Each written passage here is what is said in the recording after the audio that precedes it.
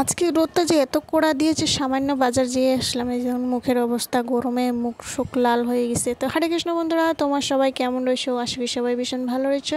তো বন্ধুরা, সকাল থেকে ব্লগটা স্টার্ট করলাম। এই যে দেখুন, সকালের কামকাজ সারা হয়নি।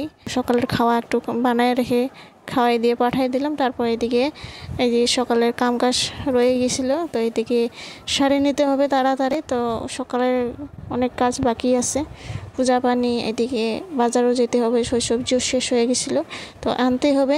তো যেহেতু বাইরে অনেক কড়া রোদ, তো বালিশ কেথা কোমরগুলো একটু রোদে দিয়েছি, তো একটু গরম গরম হলে একটু মানে নরম নরম হয় বিছনাটি, তখনই মানে শুয়ে একটু আরাম থাকে। তো এই যে সকালের কাম পূজা সুজা দিয়ে এদিকে আমি বের হয়ে পড়েছি। কি রোদ, একেবারে থাকা যায় না, সেই রোদ ছিল তখন, একেবারে একদম বাইর হওয়া যায় না। পিটছিট একেবারে গরম, একেবারে শেষ হয়ে যায়, জ্বালা পোড়া মতো লাগে শরীরটি। তো এখন তো আরও বেশি রোদে দিন নেই, তাও তো দিন আরও বাকি রয়েছে, গরমের দিনটা ঢুকিয়ে নেই ভালো করে, তো তখন আর কি হবে। তো এই যে দেখুন, টোটোতে উঠে পড়েছি, উঠে এই যে বাজার ঘাট করে নিয়ে আসলাম, মাথায় কাপড় দিয়ে দিয়ে তাও নিয়ে আসলাম। এই রোদ একেবারে থাকা যায় না একদম। তারপর এই যে সবজি কী কী লাগে সব নিয়ে আসলাম। কাঁচা লঙ্কা ছিল না, কাঁচা লঙ্কা নিয়ে আসলাম, ডাঁটা ডোটা, আলু, করলা, টমেটো, তারপর পটল, তারপর একটু প্রসাদ নিয়ে আসলাম ভগবানের জন্য। তো এই যে সবগুলা ভালো করে গুছিয়ে আমরা ফ্রিজের মধ্যে রেখে দিব। তো এই যে সবগুলো সাজিয়ে আমি ফ্রিজের মধ্যে রেখে দিই। তো নিরামিষ খাওয়ারিয়া মানুষগুলার খুব অনেক সবজি লাগে, দুই তিনটা পদ না হলে আর হয় না। আর সবজি যেমন নিয়ে আসা, বাছাও তেমন টান আছে, বাছিয়া অনেক সময় লাগে। সবজি যেমন বাছিয়া টান থাকে, তেমন বানানোও খুব টেস্টিও হয়। তো এই যে দেখুন, এসে মুখ একেবারে ঘামিয়ে কি অবস্থা হয়েছে, মুখ শোক লাল হয়ে গেছে আমার একেবারে গরম থেকে এসে। তার চটভট করে রান্নাও করতে হবে। এদিকে আবার এই যে মশলার জন্য জিরা ভিজে রেখে দিলাম, ততক্ষণ আমি এদিকে সবজিটি কাটাকাটি করে রেডি করে নেব। ফুলকপি নিয়ে এসেছিলাম, ফুলকপিগুলো কেমন উপরে উপরে একটু হলুদ হলুদ কালার। তো এখন আর ফুলকপি আর সিজন নাই, তো তাও ফুলকপি ছিল বাজারে কয়েকগুলা।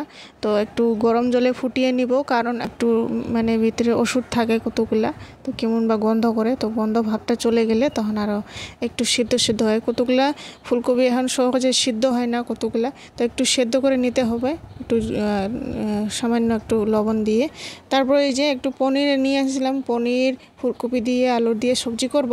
তো এদিকে আমি পনিরটি ভেজে নিয়েছি। তারপর এই যে দেখুন, পটল নিয়ে এসেছি, পটল ভেজে নিব। এখন আর সময় নেই বেশি সবজি করা, তো তখন বাজছিল 1:30 মতো বাজছিল। ফুলকপিগুলো এখানে আদা সিদ্ধ করে এই যে দেখুন হলদিয়া ভাবটা উঠে গেছে।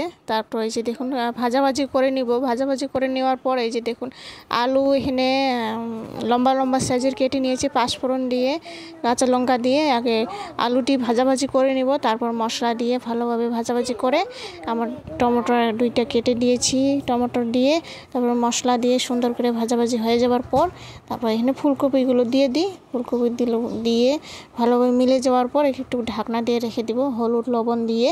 তো একটু ভাজা করে নেওয়ার পর তারপর এই যে জল দিয়ে দিব। জল দিয়ে এই যে দেখুন উতলা ভাবটা আসলে তখন এখানে আমরা পনিরগুলো দিয়ে দিব। পনিরগুলো দিয়ে সুন্দর করে নাড়াচাড়া করে একটু ঢাকনা দিয়ে রেখে দিলাম 1 মিনিট মতো ঢাকনা দিয়ে। তারপর এখানে গরম মশলা একটা বেটে রেখেছিলাম, গরম মশলাটি দিলে মানে একটা সেন্টটা অন্য ধরনের হয়।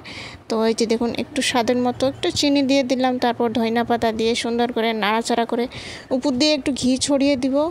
বন্ধুরা, ভিডিওটি ভালো লাগলে অবশ্যই লাইক কমেন্ট শেয়ার সাবস্ক্রাইব করে জানাবেন। আশা করি নেক্সট ভিডিও দেখাবো।